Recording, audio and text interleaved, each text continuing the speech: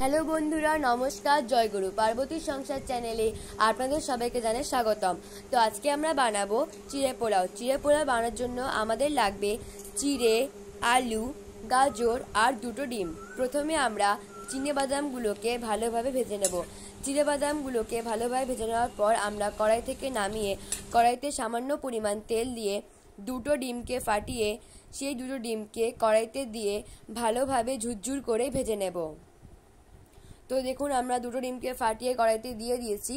এবার আমরা এই ডিমটাকে ভালোভাবে ঝুরঝুর করে ভেজে নেব।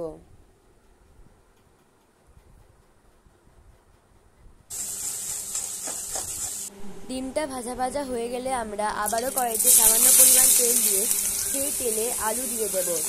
তারপর আলুটা ভাজা ভাজা হওয়ার জন্য আমরা সামান্য পরিমাণ নুন আর সামান্য পরিমাণ হলুদ দিয়ে ভালোভাবে ভেজে নেব। আলুটা কিছুটা ভাজা ভাজা হয়ে গেলে আমরা সেই আলুতে গাজর অ্যাড করব। তারপর আলু ও গাজর দুটোকে ভালোভাবে ভেজে নেব। তো আমি আপনাদেরকে আবারও বলছি, আলুটাকে কড়াইতে দেওয়ার পর আমরা সামান্য নুন হলুদ দিয়ে একটু ভালোভাবে ভাজা ভাজা করে নেব। তো দেখুন, আমি আলুর মধ্যে গাজরটাকে অ্যাড করে দিয়েছি। এবারে আমি আলু ও গাজরটাকে ভালোভাবে একটু ভেজে নেব। আলু ও গাজরটাকে ভালোভাবে ভাজা ভাজা হয়ে গেলে তারপর আমরা আগে থেকে জল ঝরানো চিড়েগুলো দিয়ে দেব। তারপর চিড়ে, আলু, গাজর সবগুলোকে আমরা ভালোভাবে মিশিয়ে নেব।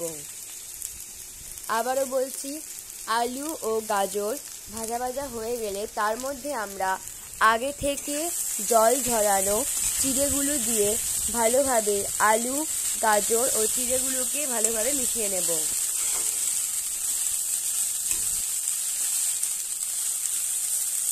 সবগুলো ভালোভাবে ভাজা ভাজা হয়ে গেলে আমরা আগে থেকে ভেজে রাখা ডিমটা দিয়ে দেব। তো আমি বলছি, মন দিয়ে শুনুন।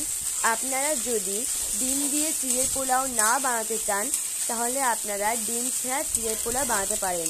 একটা গুরুত্বপূর্ণ কথা বলবো, সেটা হলো যেসব বাচ্চারা চিড়ে খেতে চায় না তাদেরকে এইরকমভাবে ডিম, তারপর চিনেবাদাম, গাজর, আলু বা আরও যেসব সবজি আপনাদের বাড়িতে আছে সেগুলো দিয়ে ভালোভাবে চিড়ের পোলাও বানিয়ে দেবেন।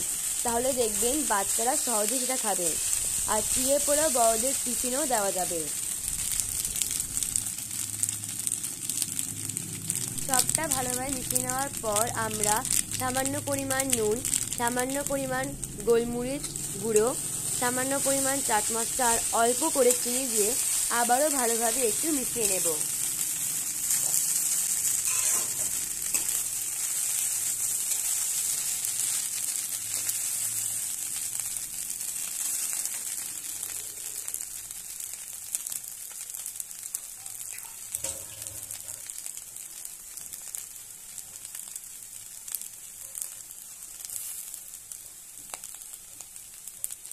সবটা ভালোভাবে হয়ে যাওয়ার পর আমরা চিড়ের পোলাওকে সাজানোর জন্য অল্প একটু করে কারি পাতা দিয়ে দিলাম।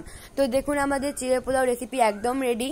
তো আপনারা যারা ঝাল খেতে ইচ্ছুক তারা চিড়ের পোলাওতে পরিমাণ মতো লঙ্কার কুচি দিয়ে পরিবেশন করতে পারেন। তো আজকের এই চিড়ের পোলাও রেসিপিটা আপনাদের কেমন লাগলো অবশ্যই কমেন্ট করবেন, লাইক করবেন, শেয়ার করবেন ও সাবস্ক্রাইব করে পাশে থাকা বেল আইকনটি ক্লিক করবেন। Bye bye.